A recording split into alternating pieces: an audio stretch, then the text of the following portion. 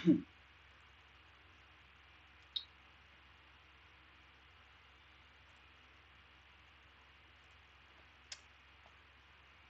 everyone, welcome to Unacademy. Welcome to this special session on English grammar. Revision of concepts through MCQs is nothing new to you.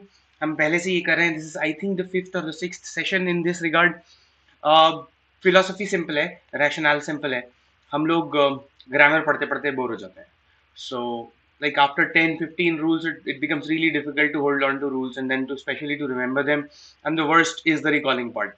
हमको याद भी नहीं रहता कि हमने ऐसा कुछ पढ़ा था, वो अप्लाई कैसे होगा.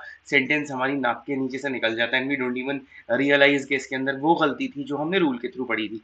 सो it's a very good exercise to kind of pick up very simple questions and then solve those questions जो कि हमें प्रैक्टिकली लैंग्वेज से इंटरैक्ट करने का मौका देते हैं, and that kind of gives us a better hold on to the rules that we are trying to learn. So instead of like trying to learn 1,000 rules. अच्छा, सबसे बड़ी बात यह है कि काफी सारा जो हमारा यूज्ड लैंग्वेज का पार्ट होता है, जो डेली बेसिस के ऊपर हम स्ट्रक्चर्स यूज करते हैं, वो इस तरह के डिस्कशन में आ भी नहीं पाते हैं. उसको थियोरी में पुट करना काफी मुश्किल होता है, कॉन्सेप्ट्स में पुट करना काफी मुश्किल होता है. So the best way to do deal with them and to remember them and to be able to recall them is कि हम उनको ग्रामर के छोटे छोटे क्वेश्चन एमसीक्यूज के फॉर्म में सीख लें. उससे हमारी ग्रामर की ओवरऑल हेल्थ जो है वो टेस्ट भी हो जाती है, and then every little question gives in brings in a small rule with it.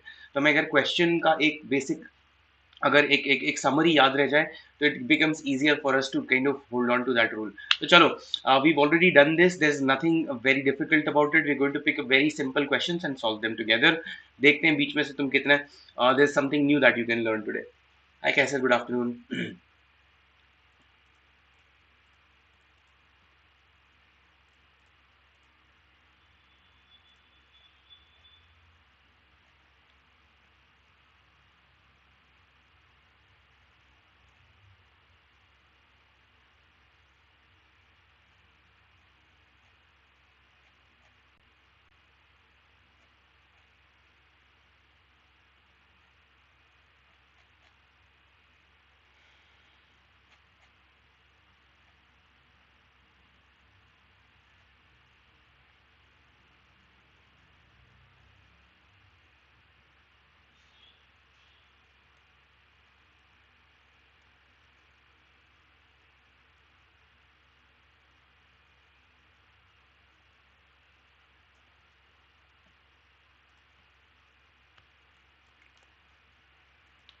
I hope this is visible.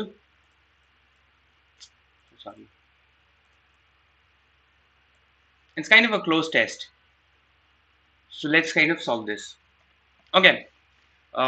Nylon dash in the early 1930s by an American chemist. तुम्हें समझ में आ रहा होगा क्वेश्चन का फॉर्मेट. Question में they're like numbered blanks, 33, 34, 35, 36 and so on.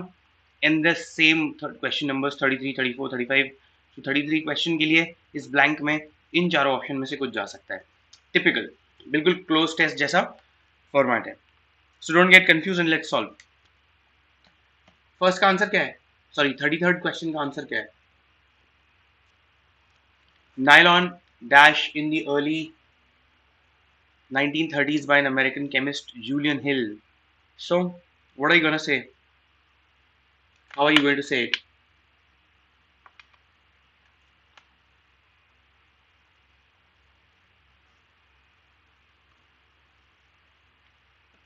So nylon in the early 1930s, obviously past की बात हो रही है, तो फिर यहाँ क्या यूज करोगे. was invented.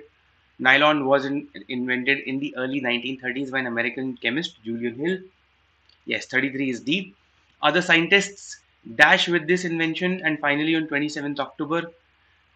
Okay, so other scientists worked with this invention, were working with this invention and finally on 27th October 1938. Okay, so काफी टाइम है, 8 साल का डिफरेंस है. Other scientist. ओके, अब मेरे को ये देखना है कि वो क्या कहना चाहता है. वो ये देखना चाहता है कि लोग दूसरे साइंटिस्ट्स भी पैरेलली उसके ऊपर काम कर रहे थे या फिर after he invented they worked. So probably उसके लिए मुझे थोड़ा सा वेट करना पड़ेगा. 35th के ऊपर डिपेंड करेगा वो. सो अदर साइंटिस्ट्स वर्कड आ सकता है, वर वर्किंग आ सकता है, हैव बिन. देखो हैव बिन वर्किंग नहीं आ सकता, हैज वर्क नहीं आ सकता क्योंकि प्रेजेंट की बात नहीं है. पूरे के दोनों सेंटेंसेस पास्ट में है.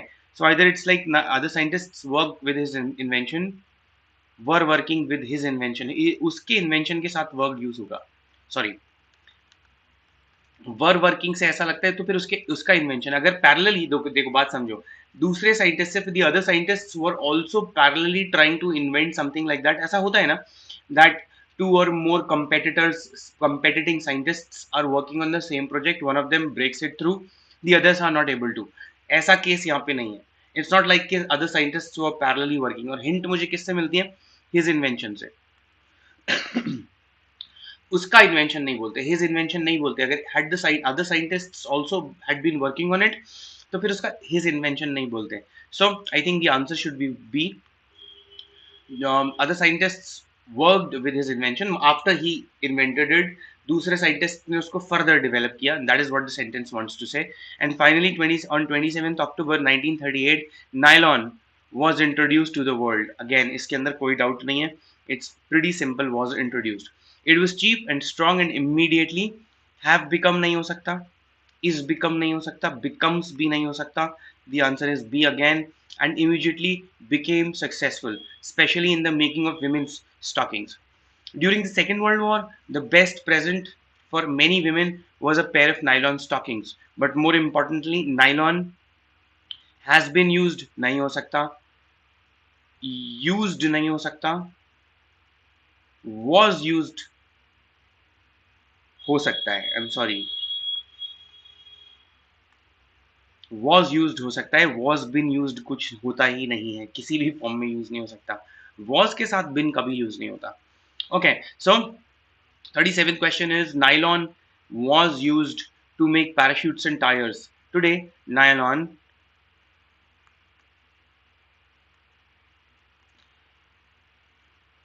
is found in many things. Found in many things, has found in many things, founded in many things. The answer is D. ठीक है. Yes Kaiser you're correct. थोड़ा शायद लैग चल रहा है तो मुझे तुम्हारे कमेंट्स थोड़े से देर में देखने को मिलते हैं. So today nylon is found in many things: carpets, ropes, seat belts, furniture, computers, and even spare parts of the human body. It dash plays an important part. It plays an important part. अब क्योंकि present में बात हो रही है तो played, has played, maybe has played हो सकता है. It has played नहीं, today नहीं हो सकता. What I mean to say is today के साथ has played नहीं यूज हो सकता. ऐसा लगेगा कि अब तक ऐसा कर लिया है उसने, that is a kind of an achievement. Please you want to show कि हमेशा लाइक तुम जितना नायलॉन जिस तरह से यूज करो कर सकते हो. So it still is something that plays. Okay, so 40th, it plays an important part in our life for 50 years. नहीं, ये 50 ईयर से सब बदल गया. I like to change my answer. देखो यही चीज करने की कोशिश कर रहे हैं. Based on the conditions environment of the question हम अपना आंसर चेंज कर सकते हैं या नहीं, या फिर हम बिल्कुल लकीर के फकीर हैं, that we kind of just simply apply what we kind of black and white में अप्लाई करने की कोशिश करते हैं. I just change my answer. I tell you why. Today, nylon dash in many things is found in many things: carpets, ropes, seat belts, furniture, computers, and even spare parts for the human body.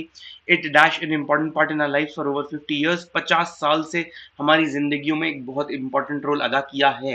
अब यहाँ पे suddenly has played becomes valid. It cannot be played, it cannot be playing, it cannot be plays. It is, वो ये बताना चाहता है कितने duration से nylon has been serving us और it has been handy for us. Next year about 36 million tons of it is going to be manufactured हो सकता था. will be manufactured is the correct answer. The answer is B.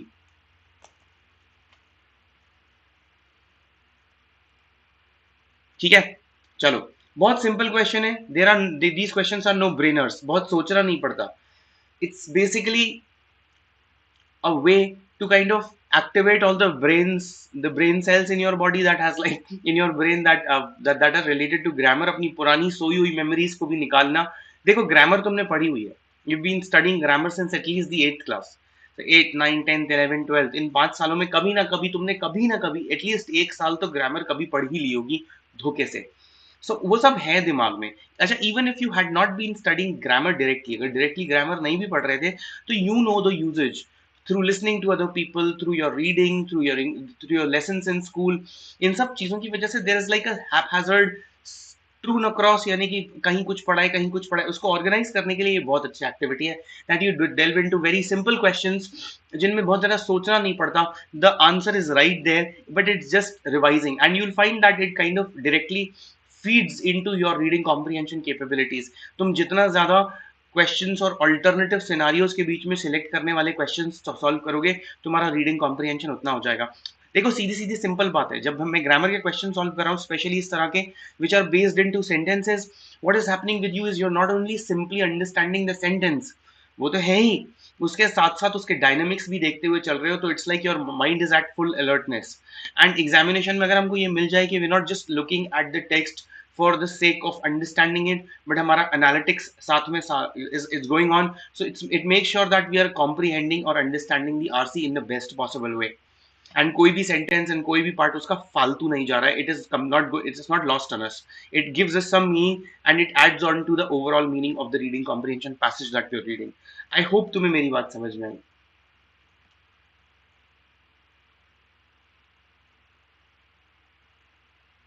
Okay, let me bring the next set of questions.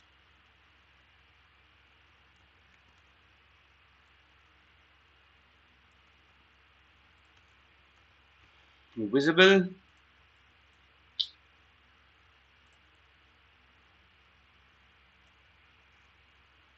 Okay, so English speaks all over the world. देखो, अब grammar के point of view से if you completely cut ourselves off the with the meaning से बिल्कुल cut कर लो अपने आप को. So this sentence it works pretty well if we say English speaks all over the world.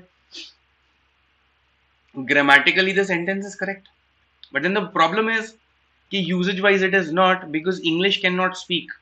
And if वैसे भी अगर इसके यूजेज को थोड़ा सा और ज्यादा टेक्निकलिटी के साथ देखा जाए या थोड़ा स्ट्रिक्टली देखा जाए, तो यू विल हैव टू से इंग्लिश स्पीक्स व्हाट. इंग्लिश अगर कोई इंसान है या किसी और चीज के लिए यूज कर दिया है, तो स्पीक्स कुछ स्पीक कर रहा होगा ना. So what does he speak और what does she speak? If English is a person, then what do they speak? इस वजह से भी स्पीक्स यूज नहीं कर सकते. तो English speaks is wrong.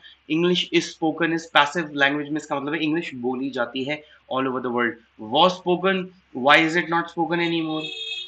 Again, grammatically तो correct है, English was spoken all over the world, but then context and meaning is something जिसको साथ में रख के, जिसका दामन हमें साथ में छोड़ हमेशा रखना है, इसको छोड़ना नहीं है.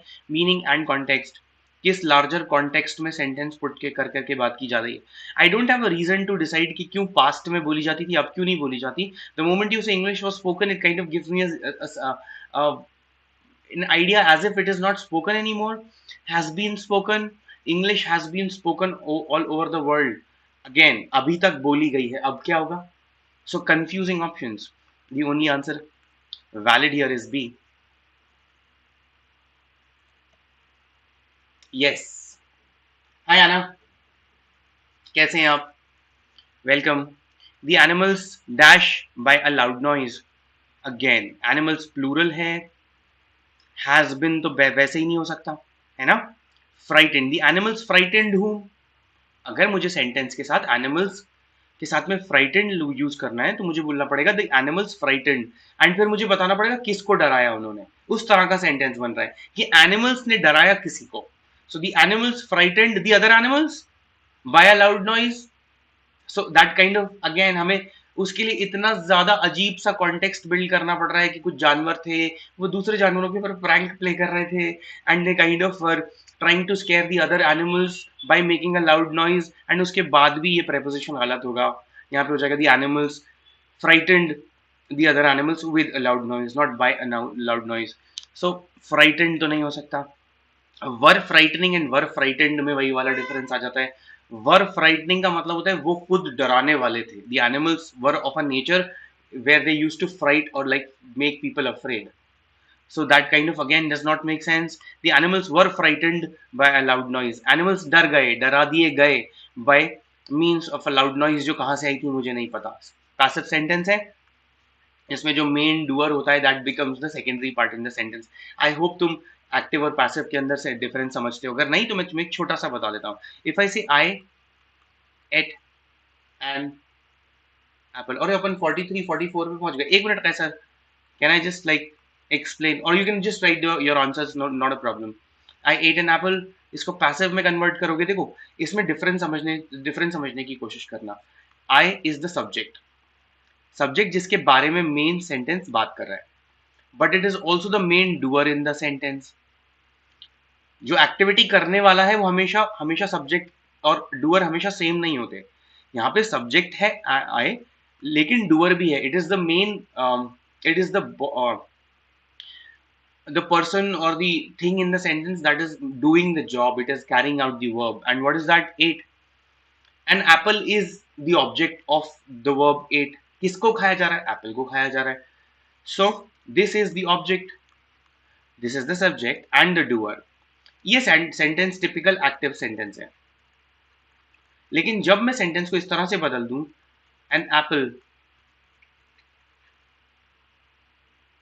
वॉज क्यों होगा? क्योंकि एट था पास्ट में, वॉज ईटन बाय मी। अब देखो सेंटेंस कैसे बदल गया। An apple is now the subject of the sentence, but it is not the doer, doer is still me. So जब सब्जेक्ट और डूअर स्प्लिट हो जाएं, they are different in a sentence, then the sentence is called passive. ये litmus test है active और passive के बीच में डिफरेंशिएट करने के लिए। In an active sentence the same word is the subject as well as the doer. However, in a passive sentence, the subject and the doer are different people or different objects or different words in a sentence. Hi Divyanshi, sorry मैं थोड़ा सा late चल रहा हूँ तुम लोगों से, इसलिए लेट चल रहा हूँ because I wanted to explain passive sentence होता क्या है। ठीक है, चलो लेट मी नाउ चेक क्या क्या आंसर डाले तुमने। 41 का बी वॉज करेक्ट, 43 का, सॉरी 42 का बी वॉज का डी वॉज करेक्ट, 42 का ए होगा कैसे? The animals has been frightened नहीं हो सकता, एनिमल्स के साथ हैज नहीं आ सकता, right. 43rd, my children,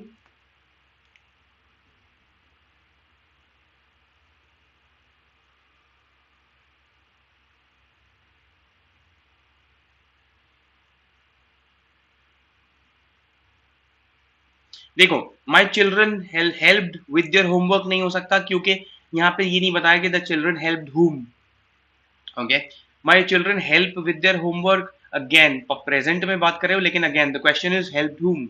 my children help हुम, किसको हेल्प कर रहे हैं? The my children are helping same problem, whom. My children aren't helped with their homework, उनको कोई मदद नहीं करता। That is the answer. 43rd का answer is D. Let's keep working. 44th, how many times, okay A is the answer, लेकिन मैं बताऊंगा बाद में बी क्यों आंसर नहीं हो सकता।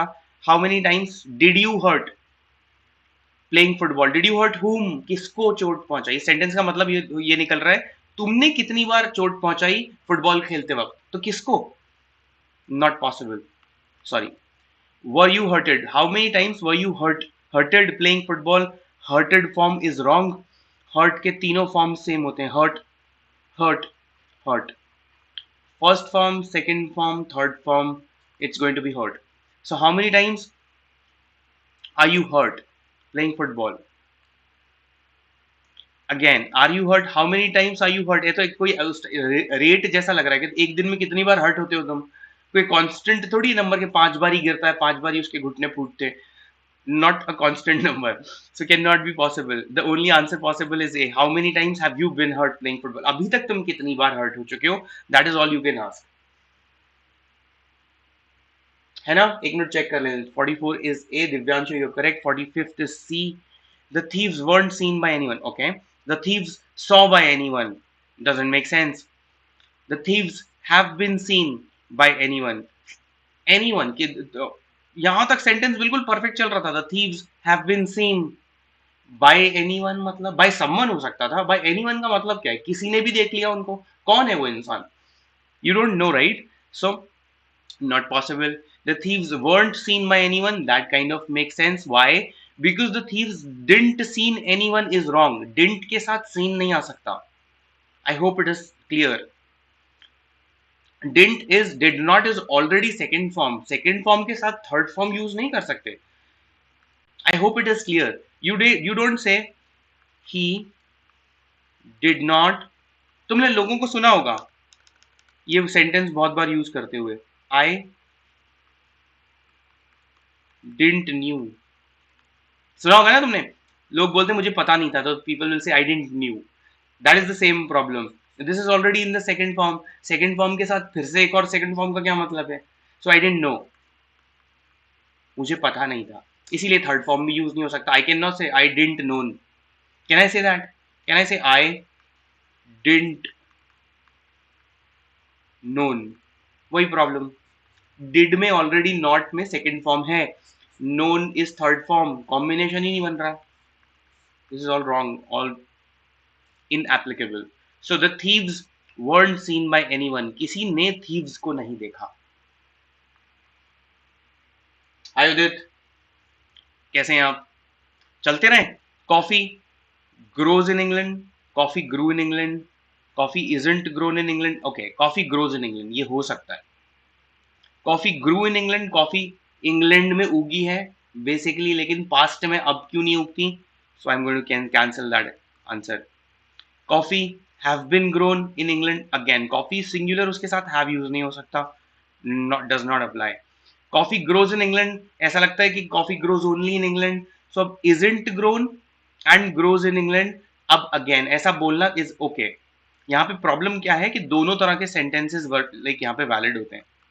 Late me tell you, problem बता दूं पहले, उसका सोल्यूशन फिर पहले बाद में बताऊंगा. What I am trying to say here is, when you से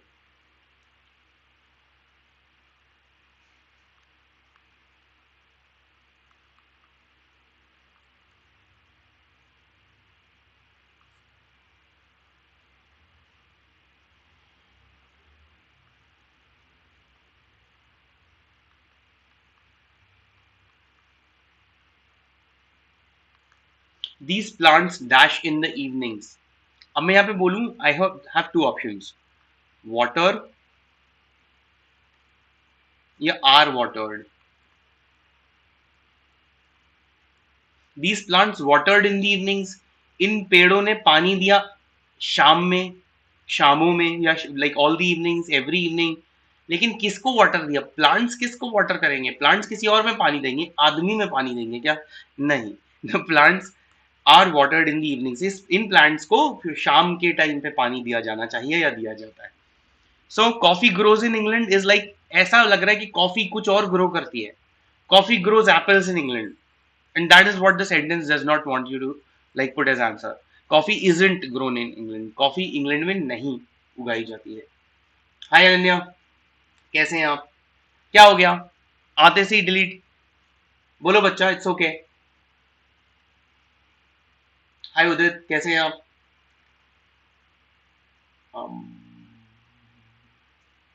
ओके. डैश लास्ट नाइट, अब बताओ, you tell me the answer, 47 का आंसर क्या है, कहां गए तुम लोग. Alright, have the plants been watered last night, देखो ये बहुत इंपॉर्टेंट रूल है, मैं कई बार बता चुका हूं.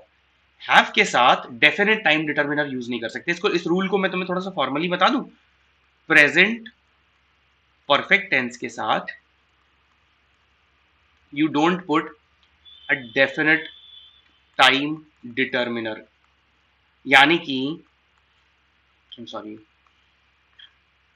मैं अगर बोलना चाहता हूं she has,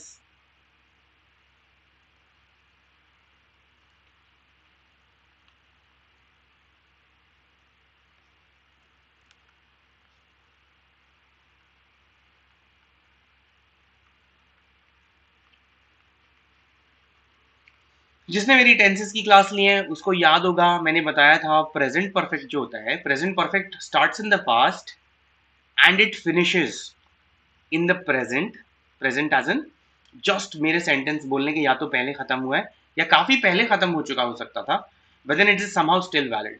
So she has finished whatever, whenever I say, if I say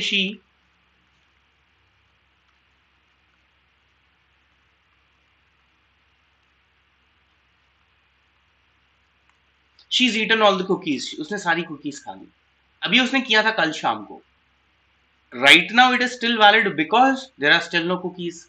If I want to have a cookie, I'm going to get the answer, oh she has eaten all the cookies, उसने खा ली सारी cookies. The end result is that there's still no cookies. She's finished them up all. So she has finished her homework. Sentence यहाँ खत्म हो जाना चाहिए था. You cannot put a yesterday with it. Or if you want to put yesterday, you want to do tell people that yesterday was the day that she finished her homework. तो तुम वहाँ पे has finished नहीं लगाओगे. तुम लगाओगे वहाँ पे finished simple past में. She finished her homework yesterday. बात समझ में आई? Okay. So दिव्यांशी says 47 का B होना चाहिए. Hi राजदीप. उदित says 48 का C होना चाहिए. 47 देखते हैं एक minute. 47 is C. Were the plants watered last night? Did the plants water? Okay, yes, he is correct. देखो have the plants been watered last night इसलिए नहीं हो सकता क्योंकि have के साथ last night नहीं लग सकता. So not the answer. Did the plants water last night? तो ऐसा लग रहा है plants ने किसको water किया. So वहां पे बताया नहीं. Did the plants water you last night?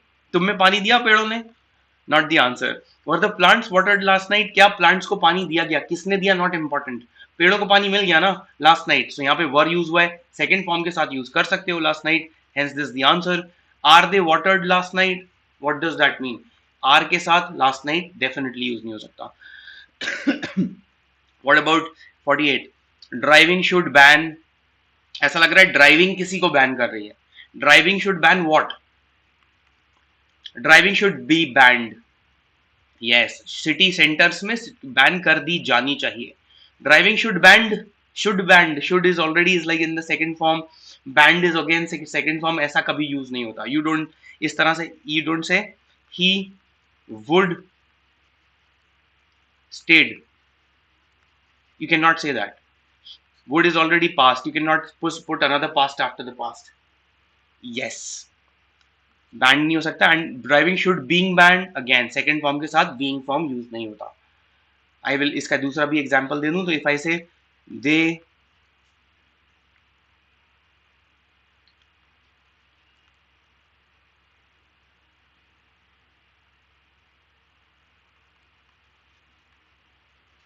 Did not going. Does it make sense? I am so sorry. कोई आउट ऑफ कॉन्टेक्स्ट इसको उठा ले तो सब वो सोचेगा कि मैं ये पढ़ा रहा था. They did not going is completely wrong. Right. Okay.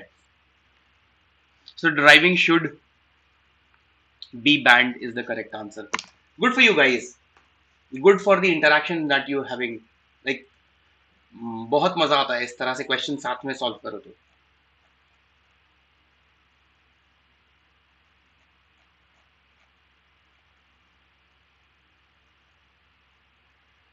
चलो एक और करते हैं. एक और क्लोज टेस्ट करते हैं.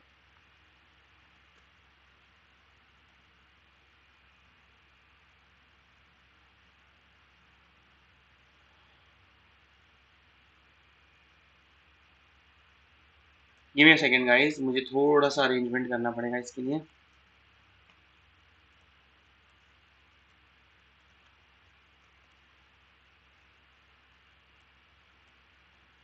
The hell?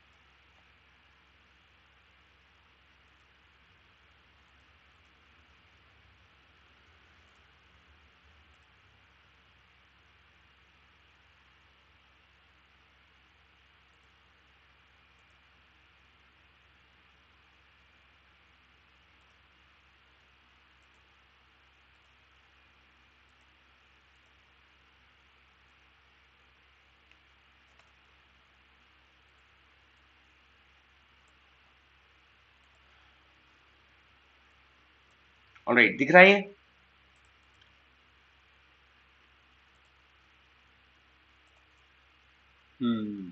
क्लोज टेस्ट है।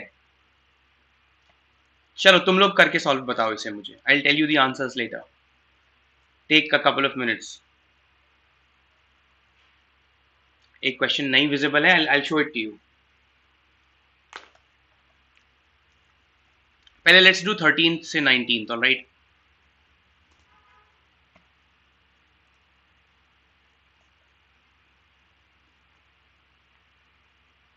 Rajdeep, yes go at buddy.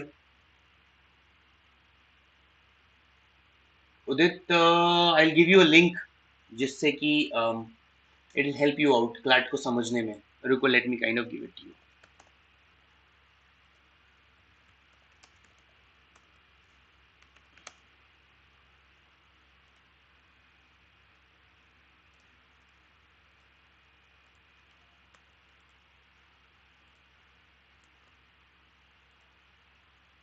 Udit, this is a link for you, तुम्हारे लिए ये link.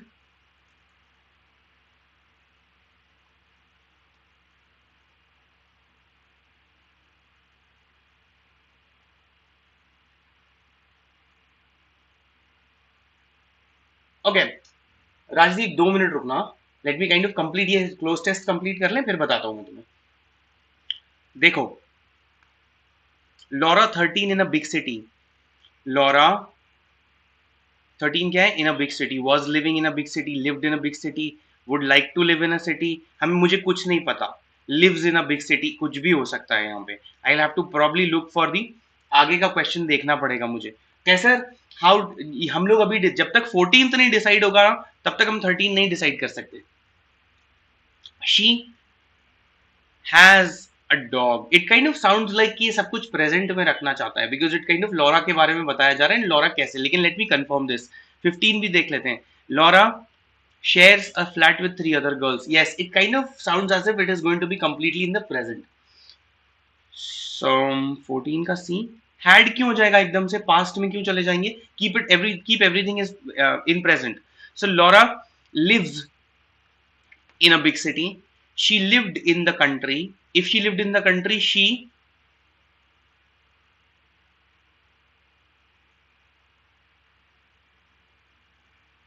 she would have a dog. अगर वो शहर में, कंट्री में रहती तो फिर उसके पास एक डॉग होता। Yes, that's a conditional statement. So kind of she is not living in the country. Country का मतलब यहाँ पे क्या है? आई होप कंट्री का यहाँ पे like the village side, the country side. यहाँ पे कंट्री का मतलब देश नहीं है, कंट्री का मतलब यहाँ पे गांव है। हाँ, ये मीनिंग भी होता है कंट्री का। Laura shares a flat with 3 other girls, kind of sounds like सी।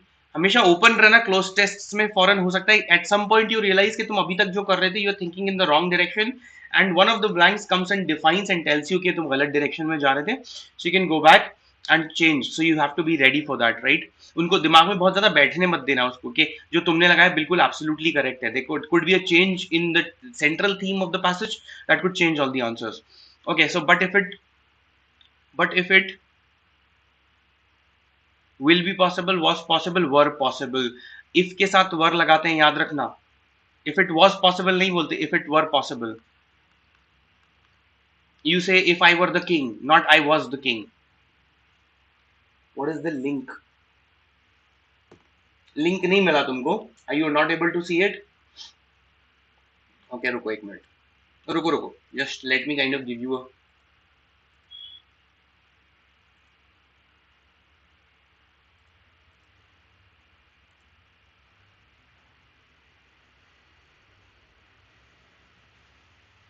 अनन्या, सी कैसे होगा? But if it is possible.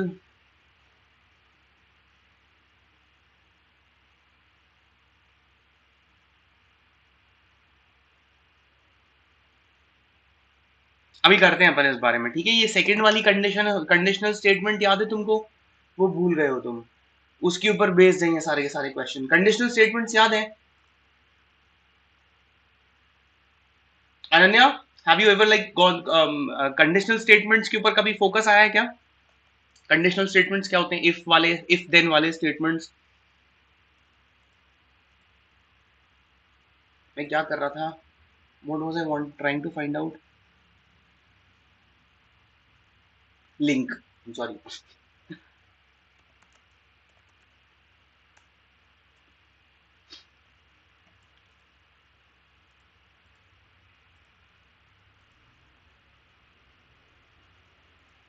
That's nice, Ananya. That'll help us a lot. Udit, Telegram channel पे हो क्या मेरे? मैं तुम्हें टेलीग्राम चैनल का क्यूआर कोड दे रहा हूँ यहीं पे स्क्रीन पे, उसको स्कैन कर लेना। मैं टेलीग्राम चैनल के ऊपर वहां पे like just put a query, I will give you the link. ये पता नहीं चैट बॉक्स में doesn't allow like links from outside, I don't know why.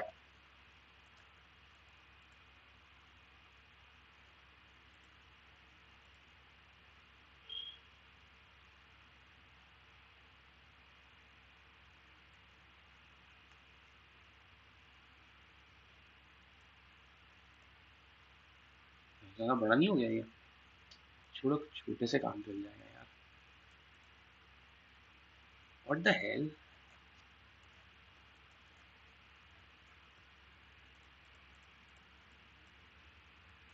Oh damn.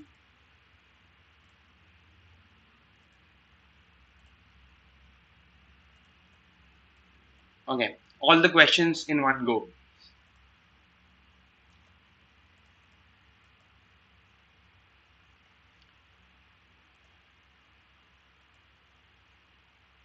Okay Udit, Telegram channel के ऊपर आ जाओ। टेलीग्राम चैनल के ऊपर मेरे I just put in the like classes timings and all, I like keep it to minimum promotion, so you can join my Telegram channel.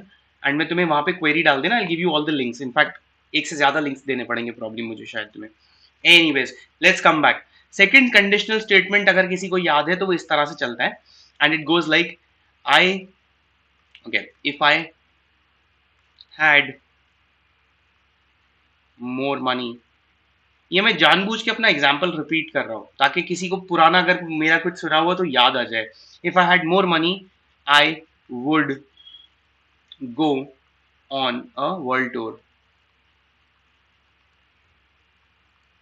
So if I had more money, देखो यहाँ पे if I had single second form है ये, don't confuse and don't think ये third form का sentence है, नहीं। If I that is the main verb second form में। अगर मेरे पास ज्यादा पैसे होते हैं, I would go on a world tour, मैं वर्ल्ड टूर पे चला जाता। यहाँ पे विल नहीं, वुड यूज होगा। वुड हैव यूज नहीं होगा, I would have gone on a world tour नहीं बोल सकते। ये भी सेकंड फॉर्म में है। इसको ऐसा क्यों बोलते हैं? इसलिए ऐसा बोलते हैं because this condition is still valid, even past condition है ये। लेकिन if I today have more money I will go on a world tour, फॉरन ये प्रेजेंट टेंस में और फ्यूचर में कन्वर्ट हो जाएगा। सो इट काइंड ऑफ उसी के ऊपर बेस्ड है। Now let's come back to the question जो हम कर रहे थे, क्वेश्चन 16 वाला। But if it were possible she would live on her own. अभी वो कैसे रह रही है? वो तीन लड़कियों के साथ she kind of shares. But अगर उसके पास ये पॉसिबल होता, अगर मेरे पास और पैसे होते तो मैं वर्ल्ड टूर पे चला जाता। अगर उसके पास और पैसे होते तो she would live on her own. तो यहाँ पे क्या हो जाएगा? D is the answer. 17 का answer is D. Yes, very good. If she was living, were living, is living, lived. If she lived in her, okay, if she lived in the country, she dash a small cottage and she, okay, ये सब would है। alright, if she lived, अब ये सारी की सारी उनका कौन सी देखो, उसने क्या बताया? उसने ये बताया कि अभी वो कैसे रह रही है, she flat shares a flat with other girls. ये सारी की सारी कंडीशन हाइपोथेटिकल, कैसा होता तो, वैसा होता तो, सो इसलिए भी यहाँ पे लिव्ड आएगा। If she lived in the country she, अब यहां पे क्या होगा? Would buy her own flowers and vegetables, she would grow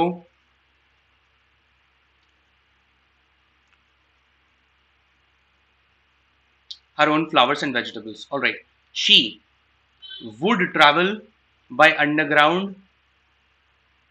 नहीं, अब ये कंडीशनल स्टेटमेंट के बाहर निकल गया, sorry.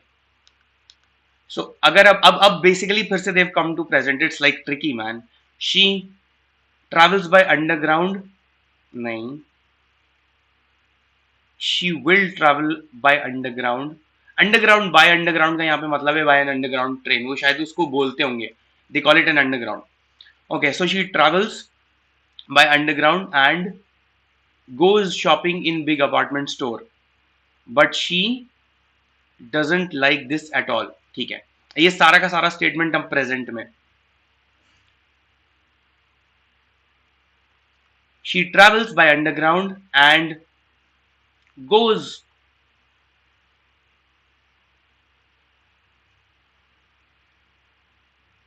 shopping in big department stores, but she doesn't like this at all. If she, फिर से पूरा hypothetical हो जाएगा. If she, फिर से क्या होगा, were in the country, या फिर if she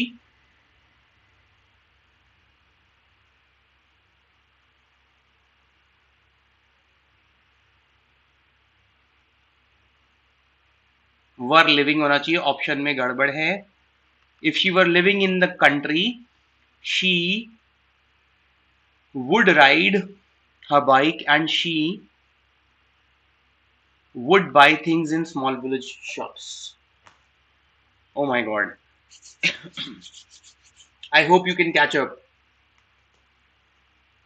समझ में आई बात? थोड़ा सा कॉम्प्लेक्स हो गया था बट बहुत इंटेंस डिस्कशन था. I liked it.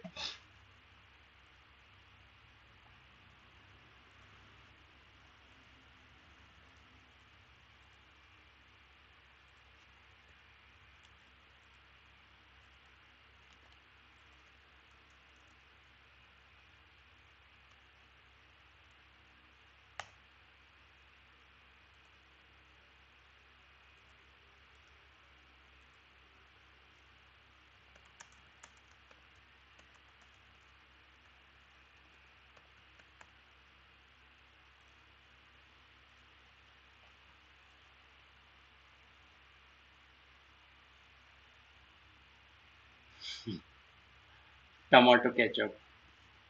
यस. चलें.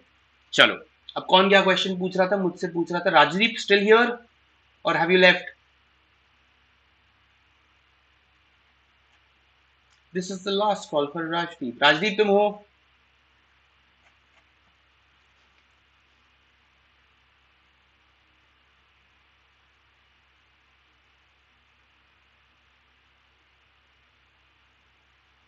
Royal gaming. Rajdeep last time पूछ रहा हूं तुम हो यहाँ पे? तुम्हारा क्वेश्चन आंसर करने वाला था, मैं कहाँ चले गए? कितना कम पेशेंस होता है तुम लोगों में आजकल यार, सही में. चलो, I can understand that though. Even I have lost a lot of patience in the last few years.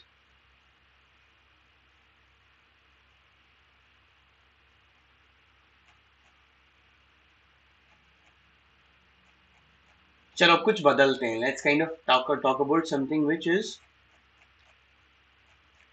a little removed from tenses. बहुत टेंसेस हो जाता नहीं.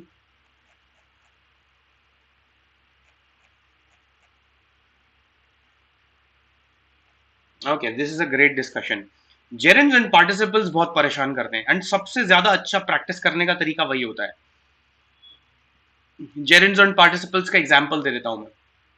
सबसे पहले टॉपिक इनिशिएट करने के लिए. By the way, what's the time? Okay,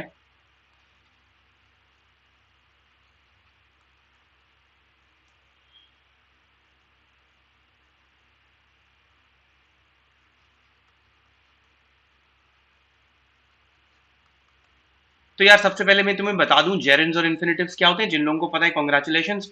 वो ऑलरेडी फंस चुके हैं इस बहस में, इस दलदल में. ये कौन सी दलदल है?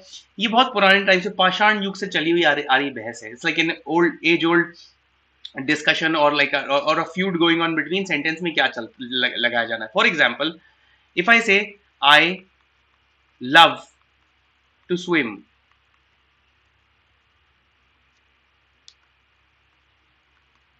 and I love swimming. देखो, यहां पे I is the main subject, love is the main verb, and love something to swim. ये एक ऐसा स्ट्रक्चर है जो कि at the same time noun और verb दोनों की तरह काम करता है. To swim is a verb, but then I love what? What है ना, तो what love का ऑब्जेक्ट बन सकता है नाउन से. तो ये नाउन की तरह भी एक्ट कर रहा है, वर्ब की तरह भी एक्ट कर रहा है. लेकिन यहाँ पे डिफरेंस क्या है? आई लव टू स्विम मतलब मुझे तैरना अच्छा लगता है. I love swimming has the same sense, लेकिन यहां पे it is an ING form, and while ये भी नाउन और वर्ब दोनों की तरह एक्ट कर रहा है, एक सर्टेन अमाउंट ऑफ डिफरेंस आ जाता है. सबसे पहला डिफरेंस है this is more formal. This is like spoken language में ये ज्यादा यूज होता है. अब यहाँ पे जब मीनिंग में कोई डिफरेंस नहीं आ रहा है तब कोई प्रॉब्लम नहीं है, तुम कुछ भी लगा दो, I love to swim, I love swimming, सब ठीक है. लेकिन देर आर सेंटेंसेस जहां पे ये बिल्कुल गड़बड़ हो जाती है. For example, I refused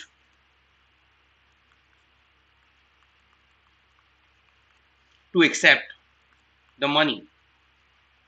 okay, I refused what? To accept the money. ठीक है. But if I say I refused, हमने बोला था ना, हमने यहां से जस्ट बिकॉज टू स्विम की जगह स्विमिंग लगा सकते हैं, इसलिए यहां पे भी ऐसा कर देते हैं, आई refused accepting the money. Now this is a completely confusing statement. I don't know what it means. I refused accepting the money is accept करते हुए refuse किया था ऐसा लग रहा है. I refused while accepting the money, तो it does not even make sense. refuse किया कि accept किया, ये तो बिल्कुल एकदम shady सा लग रहा है ना कि मुंह पे मना किया, under the table ले लिया, something of that sort. So I refused accepting the money is a wrong sentence. मैं यहाँ पे दो मीनिंग हो सकते हैं, या तो मैं पैसा लेने के लिए से मना कर दिया, पैसा लेने से मना ही कर दिया शुरू में, तो that is the sentence that you want to use. Okay Rajdeep, I just saw you again. रुक जा, बस एक सेंटेंस और क्लियर कर दूं. I refuse to accept the money, I refuse accepting the money. अगर तुम ये बोलना चाहते हो कि पैसा लेने से मना कर दिया, तो again this sentence you can not use, you have to use this sentence. या फिर तुम ये बोलना चाह रहे होगे कि पैसा तो लिया लेकिन उसके बाद मुकर गया, पैसा लिया है इस बात से मना कर दिया. So then you cannot use this sentence. You have to use this structure I, and refuse नहीं use हो सकता यहाँ पे, denied accepting the money. मतलब मैंने इस बात से मना कर दिया कि मैंने पैसा लिया था. समझ में आई बात? तो ये है वो खेल, ये है वो पाषाण युग से चली आ रही जो बहस है जेरेंड्स और इन्फिनेटिव्स के बीच में. Now let me answer. एक मिनट क्वेश्चन पढ़ लूं राजदीप तेरा. What is the difference? Legal reasoning, logical reasoning and legal aptitude please. ठीक है. देखो, लॉजिकल रीजनिंग और रीजनिंग में कोई डिफरेंस नहीं है. रीजनिंग बेस्ड ही लॉजिक के ऊपर होती है. सो कभी इंटरचेंजेबली सब्जेक्ट्स को कभी लॉजिकल रीजनिंग बोला जाता है, कभी ऐसी रीजनिंग बोल दिया जाता है. Late me kind of give you a little demarcation. देखो, रीजनिंग जो है वो बहुत ही बेसिक ह्यूमन ट्रेट है. कभी कभी हम रीजन से सोचते हैं, कभी कभी लॉजिकल सोचते हैं, कभी कभी हम इमोशनल सोचते हैं. मुझे कहीं जाना है क्योंकि मेरा मन है बस, हालांकि मेरे पास पैसे भी नहीं है, मेरे वहां पे जाके मेरी पढ़ाई का भी नुकसान हो जाएगा वगैरह वगैरह, but then we still want to go. Reasoning is a very human basic nature, तो उसके लिए that's not a subject, but when you want to make a subject out of it you call it logical reasoning. When you say logical reasoning, you basically mean analytical reasoning. यानी कि तुमको कोई data दिया गया होगा, वो positions, वो clocks, इसको इधर कर दो, इसको इधर कर दो, अरेंजमेंट के क्वेश्चंस जहां पे logic is the main primary focus of the questions. एक और तरह की रीजनिंग हो सकती है, वो वर्बल रीजनिंग हो सकती है. इसको कभी कभी क्रिटिकल रीजनिंग भी बोल दिया जाता है. अब इसके अंदर भी होता लॉजिक है, लेकिन लैंग्वेज से डिराइव करना पड़ता है. Words, as I said, verbal होता है, तो वर्ड्स के ऊपर बेस्ड एक सिचुएशन क्रिएट की जाती है. जैसे क्रिटिकल रीजनिंग के क्वेश्चंस तुमने सॉल्व किए होंगे, तो ये तो हो गया रीजनिंग. आई होप समझ में आया.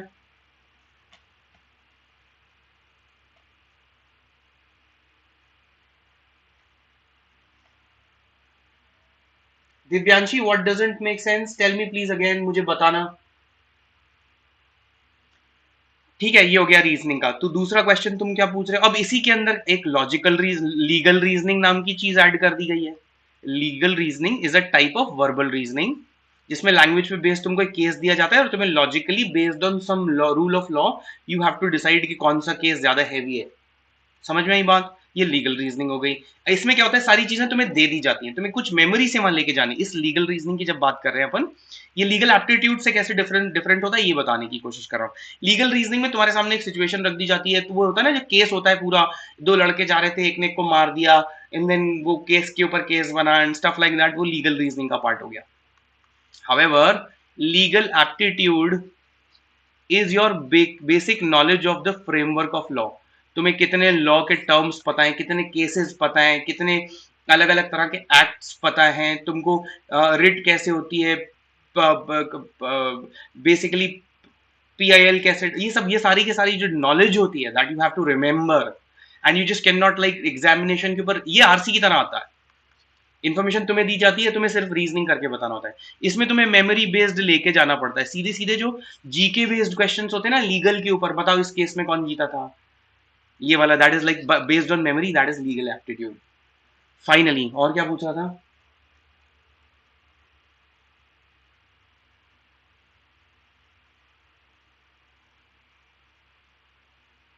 लीगल रीजनिंग हो गया, रीजनिंग हो गया, लॉजिकल रीजनिंग हो गया, लीगल एप्टीट्यूड हो गया। I hope it is clear, है ना? चलो, that's nice. Coming back to the questions, Divyanshi कुछ बोल रही थी। Divyanshi, are you still here? I would like to know what you didn't make, what couldn't you make sense of? Please let me know so that I can explain it to you.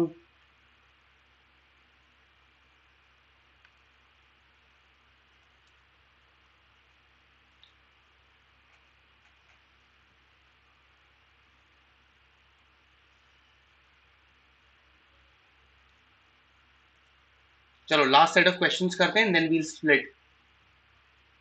क्या था? Gerund और infinitive का difference. अब बताओ, let's see how you do. Actually सबसे बड़ी problem क्या है, इनके साथ कोई रूल नहीं होता।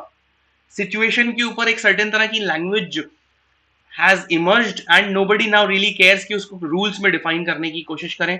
जो नेटिव स्पीकर्स होते हैं उनको वो चीज बहुत नेचुरली कर करती है, क्योंकि उनकी खुद की लैंग्वेज है यार। हमारे लिए लेकिन वो बहुत बड़ा सरदर्द है, क्योंकि रूल्स से नहीं डिफाइन किया जा सकता, इट्स जस्ट यूजेज। अगर मैं तुम्हें आंसर बताऊंगा तो मैं इसका एक्सप्लेनेशन बहुत मुश्किल से दे पाऊंगा तुमको, कि इसके यहाँ पे स्टार्टिंग क्यों लगा है और टू स्टार्ट क्यों नहीं लगा। I am really looking forward to. अब यहाँ पे बहुत ज्यादातर लोग, let let can I have the answer to this question please?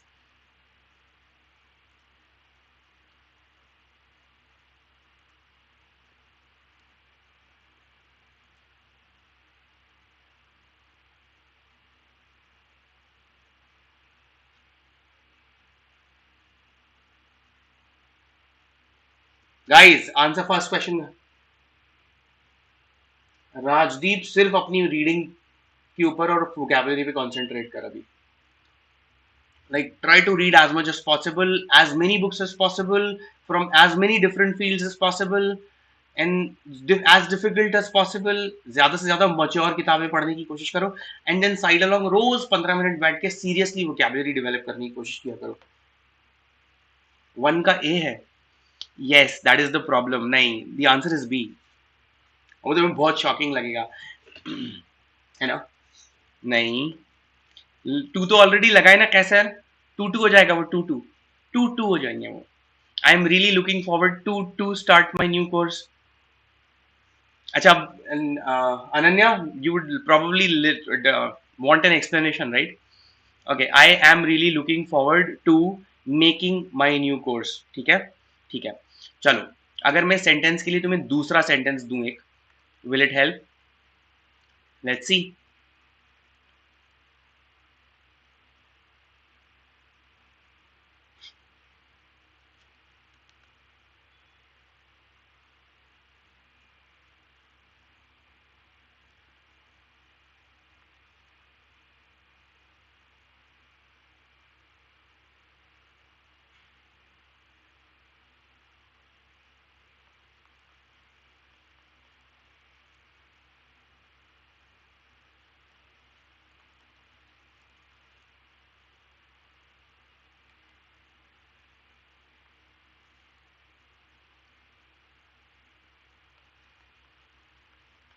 Ananya, this is specially probably pointed towards for you. Okay, I stopped going to school. ठीक है, मैं school जाना छोड़ दिया। अगर यहाँ पे लेकिन मैंने टू लगा दिया तो, for example, if I kind of replace the going with the to go,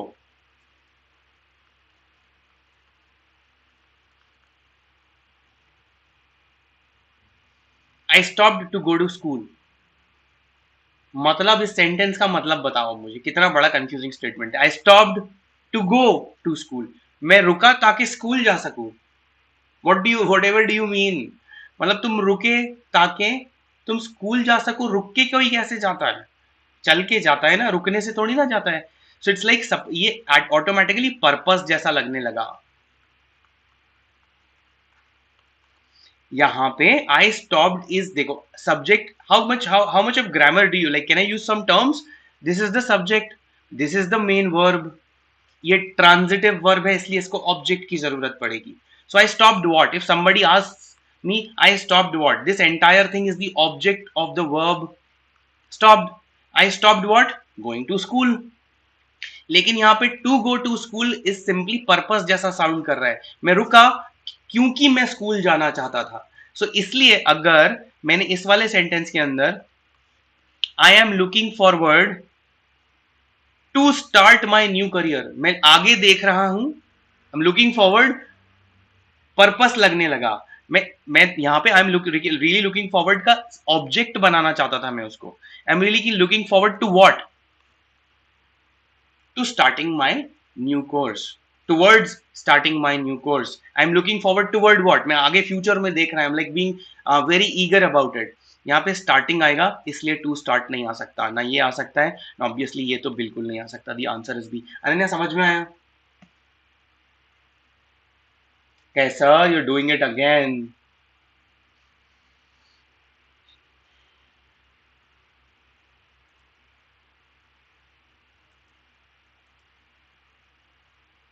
did you get it? नहीं समझ में आया तो बताना मुझे। फाइनली मैं क्वेश्चंस के आंसर दे रहा हूं जल्दी जल्दी तुमको, ठीक है? They can't help us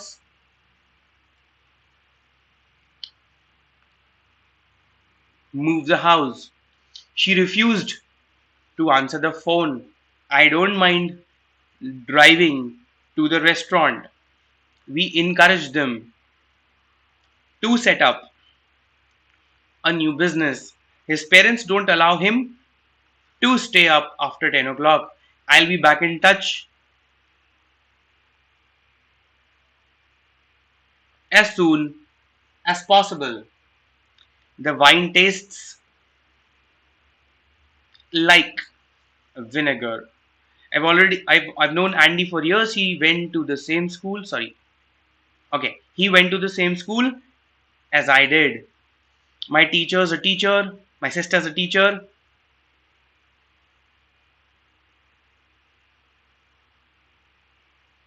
Like me. My sister's a teacher like me. मेरी तरह वो भी टीचर है। किसी को डाउट हो तो मैं 1 मिनट इंतजार कर रहा हूं, और एल्स आई एम डन।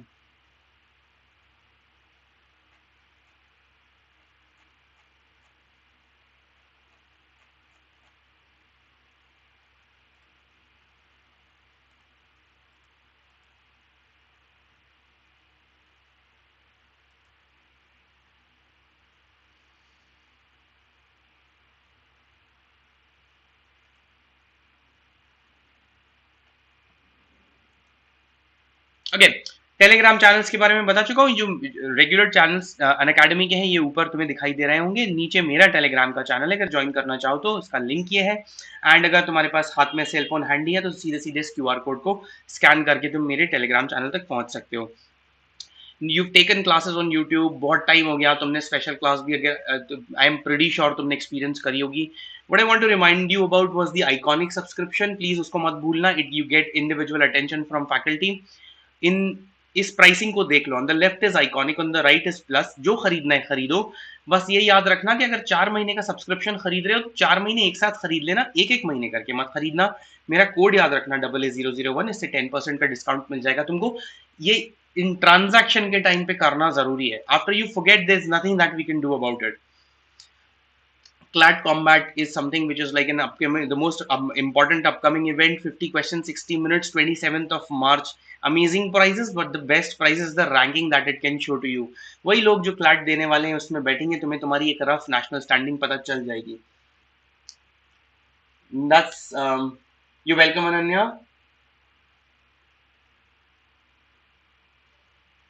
हाँ बिल्कुल यश, यश go ahead and सीधे सीधे जाओ, तुम क्या बोलते हैं, आई give you a number in a moment, alright, उस नंबर पे तुम कॉल करके यू कैन लाइक अपने अपना सारे क्वेरीज पूछ सकते हो।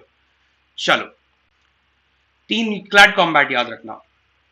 ओके, प्लीज सबसे इंपॉर्टेंट चीज है वो 10% डिस्काउंट याद है, उसके साथ 1,000 रुपए का flat out discount is valid till 26 March. Please ये याद रखना, सही, इन कॉम्बिनेशन में 10% के साथ 1,000 रुपए एक्स्ट्रा मिल रहा है तुम्हें, that makes quite hell of a deal.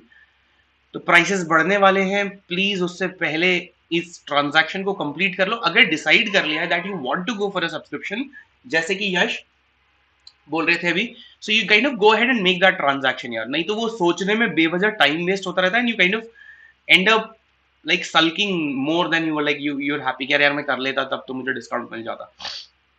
Okay, so Unacademy is live on Telegram and इस चैनल के साथ से रिलेटेड अनअकैडमी क्लास से रिलेटेड सारी डिटेल्स तुमको काइंड ऑफ इस लिंक के ऊपर जाना and find out the details, alright.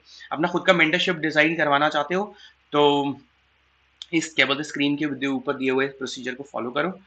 A couple of batches want to talk to you about educator curated tests for CLAT is like a specific test series हर हफ्ते के weekdays पे 1 2 3 4 5 Monday Tuesday through Friday 20 minutes every day, that is all you require। Alright guys, content में कुछ भी inappropriate insensitive inaccurate नजर आया हो तो प्लीज उसे शेयर कर लो। तुम्हें एक छोटा सा प्राइज मिलेगा, हमारे लिए कंटेंट बेटर हो जाएगा। मेरा टेलीग्राम का क्यूआर कोड तुमको दिख रहा होगा। अगर चैनल वीडियो अच्छा लगा तो प्लीज एक लाइक मार जाओ एंड चैनल तो तुमने सब्सक्राइब कर लिया होगा। I will keep bringing sessions for you। कल I will have at least 2 YouTube sessions। Again, ज़्यादा closely अगर watch करना चाहते हो schedule को तो join the Telegram channel। Again, left top corner के ऊपर is the QR code। I will see you around। Please take care and have a nice day।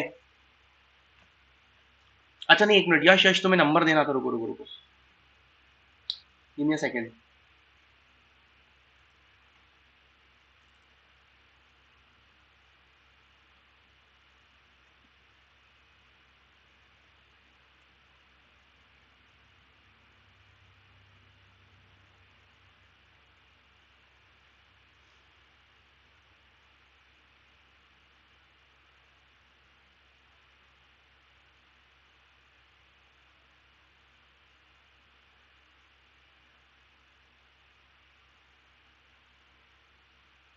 Just give me a second यश।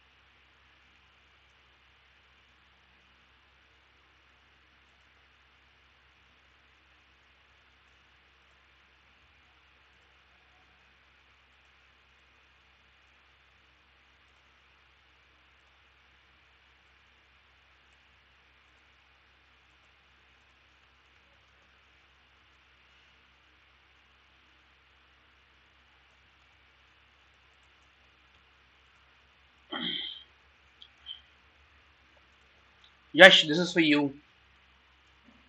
ये number दिख रहा है 8446723292। इसको इस number पे call करो, अपनी सब्सक्रिप्शन से रिलेटेड कुछ भी क्वेरी से पूछ लेना। मेरा कोड याद रखना 880001। ठीक है, चलो, I will see you around guys.